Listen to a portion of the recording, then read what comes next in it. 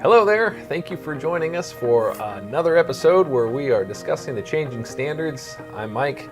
This is Russ, and we are from Eagle Force. And if you're just joining us, we've spent the past number of episodes getting a bird's eye view of Another animal of all of the changes that are kind of happening to the standard here and what that looks like, the governing principles behind those changes. But now we want to look at some of the component parts that are important to addressing the changes to this revision. Right. So what we thought would be useful would be to look at this topically, not going line by line to the entire. Put everybody to sleep. Put me to sleep too, and I hate when that happens. But so what we want to do is we want to address these individual topics as we come to them. So we're going to be bouncing around a little bit. But the other thing I really wanted to also stress is that this is a companion series, not one that you want to wait to watch all the videos before you start. But we have an online course that is succinct and packed with information. It'll help you go on our website and check it out. And this is really something where we're engaging in conversation as this process develops. Right. So looking ahead at the standard, the new standard, the first three clauses basically stay the same. I mean, you have the scope, you have normative references and terms and conditions, and there's some minor tweaking, but pretty much staying the same. You get into clause 4, and that's where things start getting interesting. Yeah, there are some significant changes that are going to require some attention. So let's start by unpacking 4.0 context of the organization. And right out of the box, we come to our very first head scratcher. 4.1, understanding the organization and its context. So we'll toss it up on the screen. You can see the quote from the standard. So it says, the organization shall determine external and internal issues that are relevant to its purpose and its strategic direction that affect its ability to achieve the intended result or results of its quality management system. The organization shall monitor and review the information about these external and internal issues. Now, right away, this actually kind of sounds a lot like environmental standard ISO 14001. Yes, I agree with you, Mike. When you think about it, it does smack of the same kind of thing. Actually, the first couple times I read it, I didn't know what they were talking about. But there is some interesting things there. It's not just something that it's in the standard, but you got to monitor it and you got to review it. Now, I'm not sure what they're trying to accomplish or what they expect to see of objective evidence, but I assume they're expecting some objective evidence. Right. So, we would invite you, give us some input what you see and what you're hearing and how that might be done. One of the ways you might do this is with a SWOT analysis. What is a SWOT? A SWOT is, well, for example, Fly lands here, and you. It's hard to keep him on track. SWOT analysis is a business management tool called strengths. You evaluate your strengths, your weaknesses, your opportunity, and your threats. So by doing that, you're kind of looking at the context of your organization, but also you also provide some evidence that you're doing 4.1. So that might be one way of meeting that requirement. So we will come back to 4.2, 4.3 later, but for right now, let's take a look at 4.4. Yep.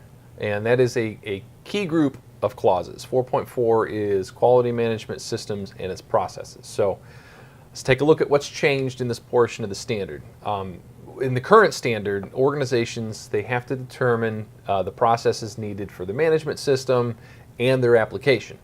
And this revision, it starts the same way. So it says, the organization shall determine the processes needed for the quality management system and their application throughout the organization.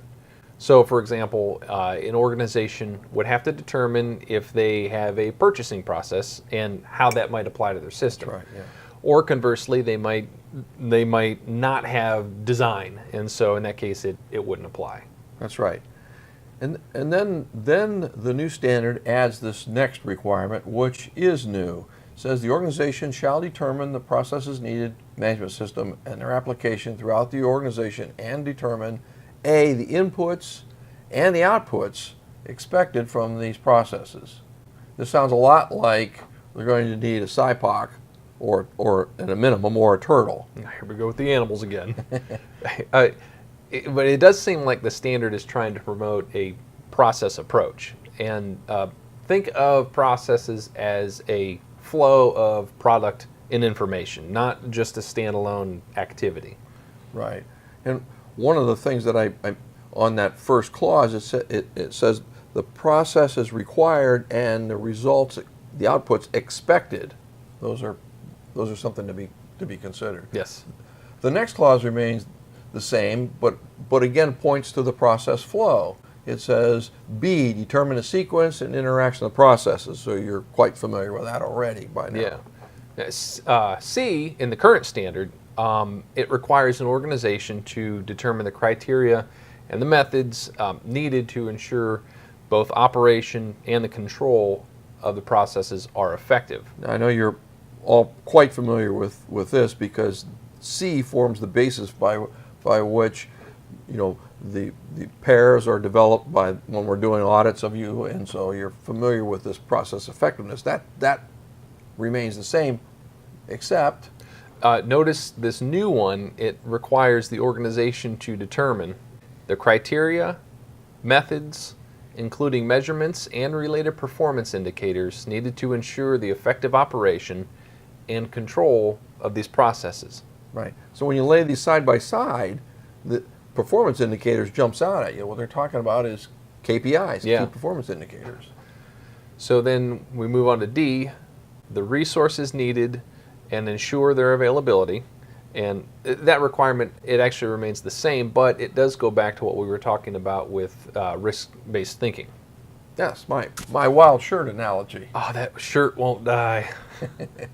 The new clause, though, it is new, and it reads E, the assignment of the responsibilities and authorities for these processes.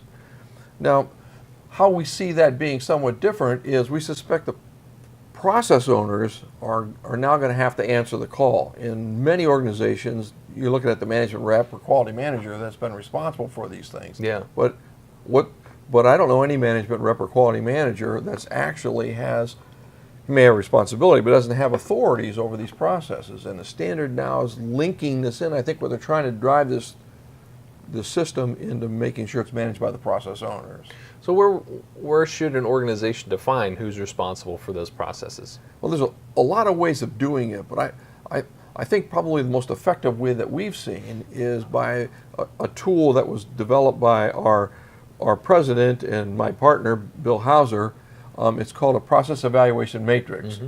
And Bill at one point was the vice president of quality and productivity for Tenneco, which is a $17 billion a year company. And he used this thing very effectively in that organization. We've been using it ever since, and it's interesting. It's even more applicable today than it was when it was started. And Yeah. We'll address this later and make this available to you if you'd like to have it. Yes. So the next clause is loaded. Buckle up. Clause F, the risks and opportunities in accordance with the requirements of 6.1 and plan and implement the appropriate actions to address them. When you look at the requirements in 6.1, which we're not going to do today because we're already running out of time, but we will, the next episode, we're going to unpack this and take a look at it. This is a butt kicker, and it's a game changer. So if they actually audit this thing the way it's written, it's going to be really interesting. Mm-hmm. So we're gonna pause it there. We'll pick that up next week, and we will unpack what this really means. So for now, though, we just like every week, we invite your comments, your questions, your feedback. You can do that in the comment section below. You can email us. You can go to our website, hit us up over there. Signal flags? Signal flags. Our Navy folks would love that. But yes, join us next week when we dig deeper into 6.1 and what that's going to look like. And until then, have a great week.